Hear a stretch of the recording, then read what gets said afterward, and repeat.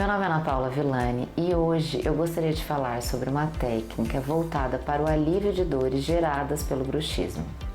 Existem vários protocolos para o tratamento de bruxismo, como placas, fisioterapia, acupuntura.